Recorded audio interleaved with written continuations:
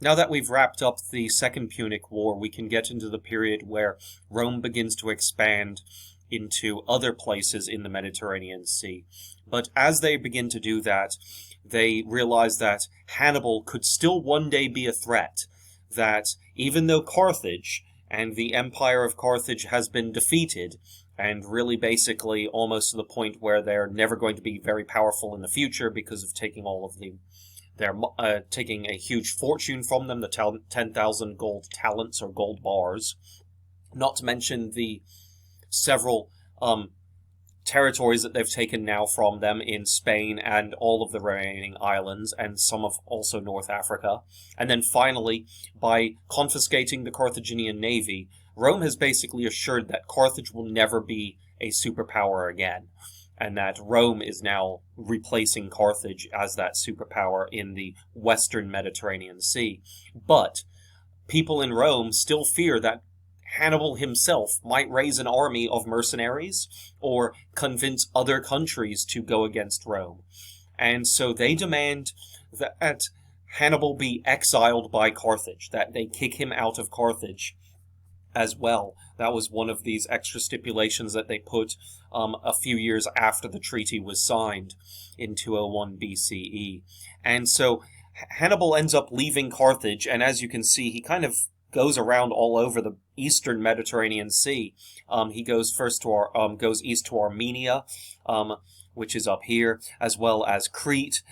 He goes to Syria. He goes to the Seleucid Empire, which is this blue empire here. It's one of the successor kingdoms of Alexander the Great, the Seleucids. He also goes to Bithynia, which is up over in here, and this area as well as also near Pontus, which Bithynia and Pontus is all of this area right here. We'll talk about those another time. But he goes to multiple of these different places, and he doesn't just visit them or live in them normally. He actually goes and serves as a general or an advisor, and also even sits on the royal court to many of the kings and rulers of these different lands. And so when he goes to these different places, he actually has an advisory or military advisor job, typically, for a few years at a time. And so he does this between about early 200 BCE, give or take, and he continues doing this through the 190s and 180s. Even at some point, supposedly, according to the Roman historian Appian, the Roman historian, says that while Hannibal is traveling throughout all of these areas, that he actually meets in person Scipio Africanus, Publius Cornelius Scipio, the person that defeated him at the Battle of Zama, and also was responsible for killing Hannibal's brother. And the two of them, supposedly, according to Appian, the historian, actually have a very peaceful meeting. They don't get angry with each other. They understand that they were both doing it because of war, and they don't really hold personal grudges. The two of them, of course, had never met beforehand, and they just happened to be in the same country at the same royal court for some official reasoning. Possibly Scipio was talking with their king there for some reason or whatever. But don't worry about that. Just know that Hannibal and Scipio supposedly meet according to the historian Appian, and that it's a very peaceful kind of and cordial meeting between the two. Eventually, however, the Roman government, fearing that Hannibal still might return and attack them, and knowing that he has been becoming very, very influential in various of these places over the past 20 or so years, start realizing that he could come back, and that he might convince one of these countries, such as the Seleucids, or the Macedonians, or Armenia, or Crete, or Pontus and Bithynia, or somewhere else, to attack Rome. And they realize that that can't be allowed to happen. And so what they end up doing is they actually order the country that he is in at the time, in the year 183 BCE. I believe it was the city of Tyre that he was actually hanging out and living in at the time, but I could be wrong. He could have been elsewhere. But he was ordered by that country, or ordered by Rome, and they sent an order to that country saying, you should give up Hannibal to us, and if you don't send him to us, we'll go to war with you. And so they were threatening war. So it was an extradition, basically, demand. And the demands by that country were going to be met. And Hannibal realized this. So Hannibal ended up taking his signet ring, which he'd been carrying with him this entire time. He always had his ring with him. And he had actually modified his ring to have like a little secret compartment in it with a drop of poison, very, very potent poison in it. And he ended up drinking that poison. He opened up the little capsule on the ring and poisoned himself and died in 183 B.C.E. at 65 years old. And so that is the end of Hannibal himself. But that doesn't end our story for what happens with the Carthaginians and what Rome is going to do, of course, in other areas in this side of the Mediterranean Sea. And so, as we scope out, we've got Rome is kind of a major superpower at this time, all of this blue area. It's kind of conquering some of this area now, or colonizing some of this area. It has officially, supposedly at this point, also conquered the red portion of Spain and a little bit here as well, and has even conquered now parts of North Africa. So this map isn't exactly accurate for some of the Carthaginian powers because it's supposed to be a little bit earlier, but it'll do for our purposes. What it really starts looking at, Rome, is that even though it has this side of the Mediterranean wrapped up, this side of the Mediterranean Sea is kind of looking potential for a potential increasing area over into there. And so at this time, remember, we go back to Macedon, ancient Macedonia, where Alexander the Great and his father Philip had kind of conquered all of Greece out of. Well, the Macedonians, of course, this is well after Alexander is dead. It's about 100 years after Alexander's death. And we've had the Diadochi Wars, the Wars of the Successors. And so now things have changed, and you kind of have Macedonia by itself with parts of Epirus and other Greek city-states all together over here. This is now the Antigonid dynasty right here. The Antigonid dynasty is this area right here, former Macedon. Okay, the Antigonids, they were one of, remember Antigonus the One-Eye? He was the leader and general that took over that area. Well, eventually his successors, his children and grandchildren, were good generals for a while, and then eventually they started losing, and they've only been in this blue portion there. The Seleucid Empire used to be a very vast area, conquering most of the former Persian area that Alexander had, and now it's been reduced to just this yellow area. And we also have Ptolemaic Egypt, which is still going strong, relatively. Well, eventually, the Antigonids and the Seleucid successor kingdoms, these two here, decide to gang up against the Ptolemies and the Ptolemaic successor kingdom of Ptolemaic Egypt, because Egypt is extremely important for one resource, and that one resource happens to be bread, or rather grain, to make bread, and so grain or wheat. And so this is extremely important. Why are they so good at doing that? Well, they've been doing it for thousands of years, right? They've been growing very well crops along the Nile River. And at this point, Egypt is becoming the bread basket of the ancient world. The bread basket of the ancient world. You've maybe heard of the bread basket before in American history, where they are the people that feed the entire rest of the country. Okay, that is usually considered the Midwest, okay, the Midwest area of America, because it grows tons of food out there, okay, tons and tons of farms, flat areas with tons of farms in the Great Plains of America. Well, Egypt is kind of the breadbasket of the ancient world, or at least the Mediterranean world, and it ships their bread and their grain, or rather grain, and then people make it into bread later on, all over the Mediterranean Sea. And the Antigonids and Seleucids realize that how powerful they are, and Ptolemaic Egypt is, that they should gang up, and if they were to gang up, they could kind of split Egypt in half, and have all of it for themselves between the two of them. So they made a temporary alliance, and they ally together and invade Egypt.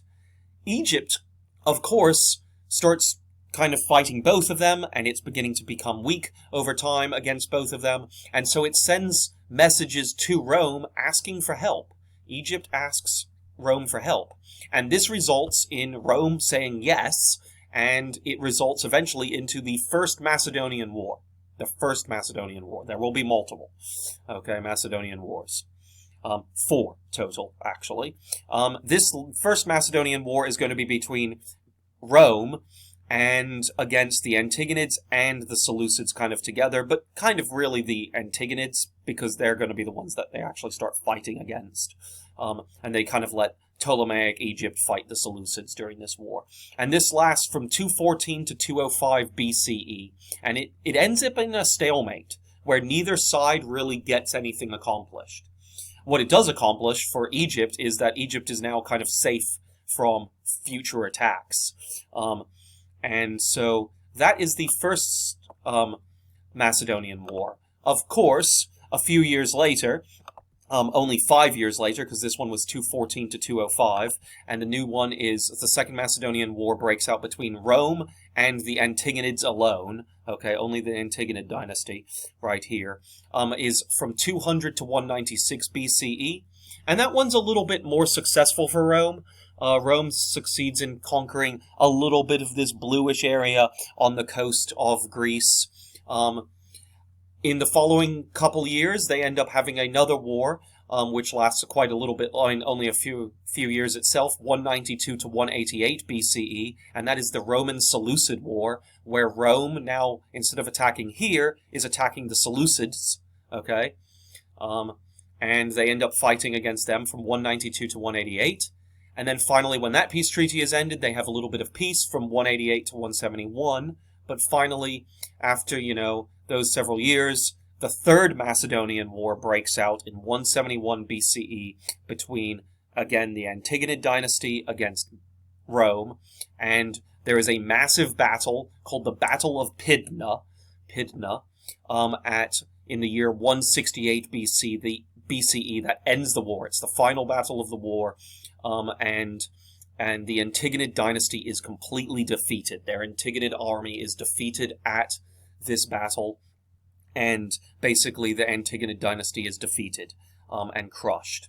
And at that point, basically Greece, or Macedon kind of is ceasing to be a power, or the Antigonid dynasty is ceasing to be a power. So, of the 3 successor kingdoms that were around, we had the Seleucid kingdom, we had the Antigonid kingdom, and we had the Ptolemaic kingdom.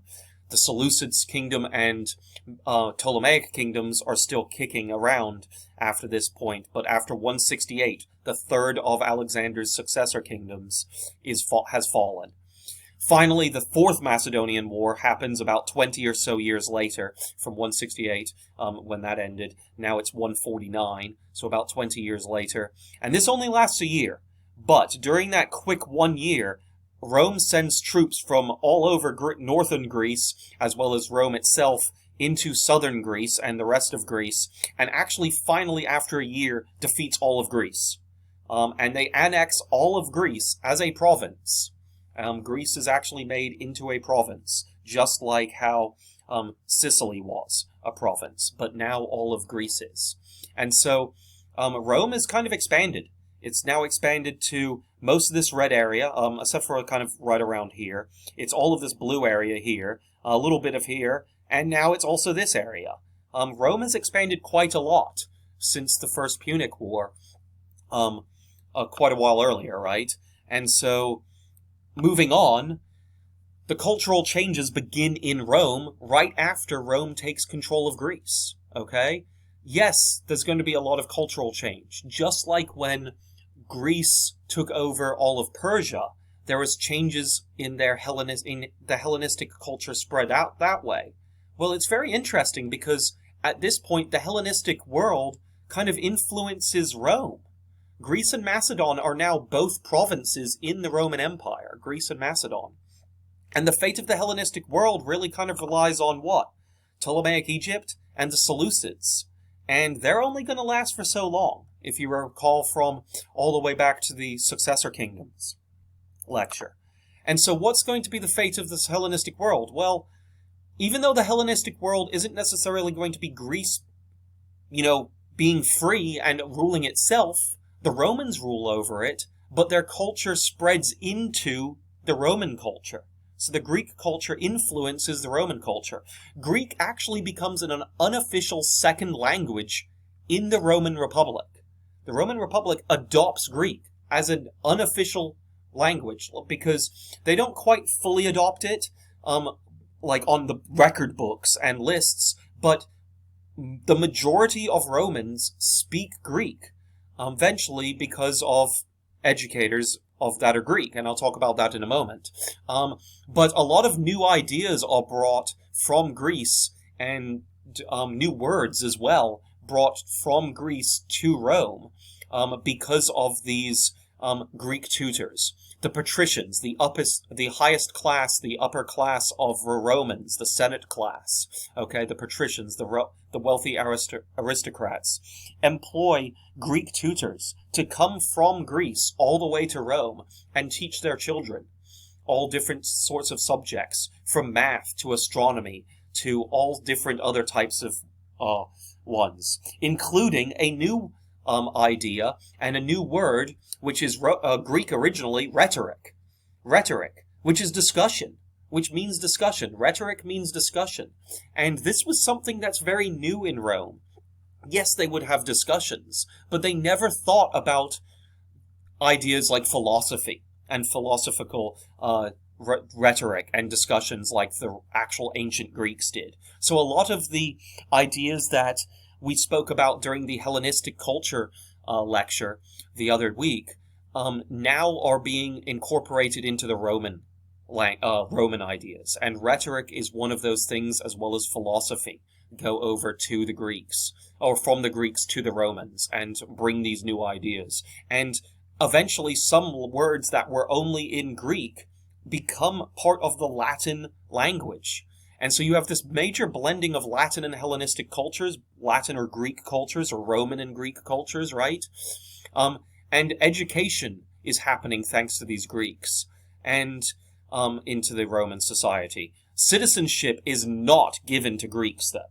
There is no citizenship rights given to the Greeks or the people of the Macedonian and Greek provinces. That doesn't happen for quite a long time, so just assume that it doesn't happen.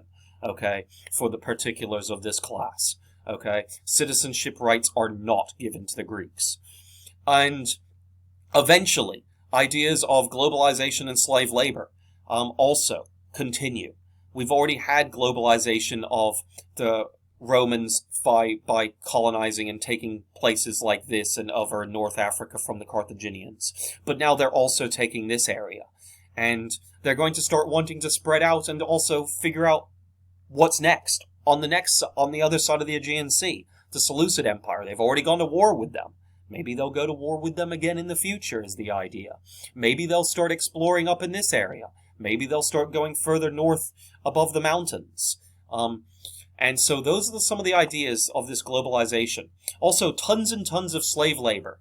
Many of the soldiers and warriors and regular citizens of Greece, if they were not these educated Greek philosophers and teachers, then many of them became slaves.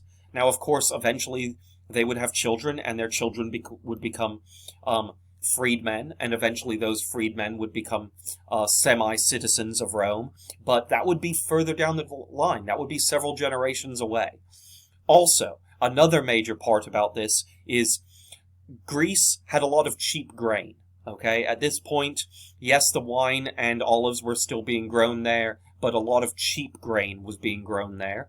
And now also, thanks to Rome helping out in the First Macedonian War to help Ptolemaic Egypt, Egypt is now constantly trading back and forth with Ptolemaic Egypt. Egypt and Rome are trading back and forth. Mostly, Rome paying for Ptolemaic Egypt to give them cheap grain as well. Okay?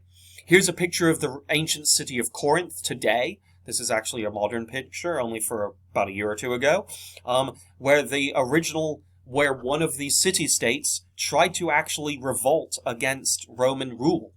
And in the year 146 BCE, at the end of that war, the Fourth Macedonian War, the city of Corinth led the fight and was the last city to really still fight against the Romans after the war had kind of ended 2 years prior, and it is destroyed by the Romans. The Romans actually destroy the city of Corinth, and we'll come back to that in just a moment. The Third Punic War. Well, of course, Carthage is very small at this point. Rome at this point has conquered most of Greece. It's about to start conquering here as well, or is in the process of conquering at this period, because while it is doing the Fourth Macedonian War during 149 to 148 BCE, okay, at the same time, Rome is going to war against Carthage for a third and final time. And the reason for that is a senator, a specific senator in the Roman Senate known as Marcus Cato. Okay, or that is his name, Marcus Cato, but he is known as Cato the Strict. Cato the Strict. And Cato the Strict was obviously a very strict person, okay? That is his nickname, literally, for this purposes. And it's very interesting because what he ends up doing is every single speech that Cato the Strict has in the Roman Senate, he ends with a phrase that says, "And furthermore, I think that Carthage should be destroyed." That's how he ends every single speech he ever makes in the Roman Senate for years. He does it so much that if there's a bill and law being passed about education in Rome, or on taxes in Rome, or grain, or something else, or even about the war going on in the Macedonian Wars, or Seleucid War, he talks about this, and he ends the speech with, after giving that speech about that stuff, he then goes, "Oh yeah, taxes, this, and this," and then at the end of the speech, he says, "Furthermore, I think that Carthage should be destroyed." Until he hammers home, finally, to the rest of the Roman Senate that they should just, at this point, make it a formality and go to war with the Carthaginians again, because they're at this point beginning to expand a little bit in North Africa. And if they give them too much time to expand, maybe they could be more powerful again. And so they decide not to even let that happen. And so for the next 2 or 3 years, rather, they actually have the Third Punic War while actually fighting the Fourth Macedonian War at the same time over here in Greece. And Rome is able to send soldiers to here and here at the same time because the Carthaginians are not the superpower that they used to be. And finally, in 146 BCE, Carthage is defeated. And finally, in 146 BCE, the city of Carthage and the city of Corinth, okay, in the same year, Corinth rebels after the Macedonian War had finished. Carthage rebels, Corinth rebels, and Carthage is over here just finally defeated. The Romans decide that they're going to destroy both cities to make an example of the people living in both cities. And that's exactly what they do. They destroy the cities and they enslave most of the populations of both places.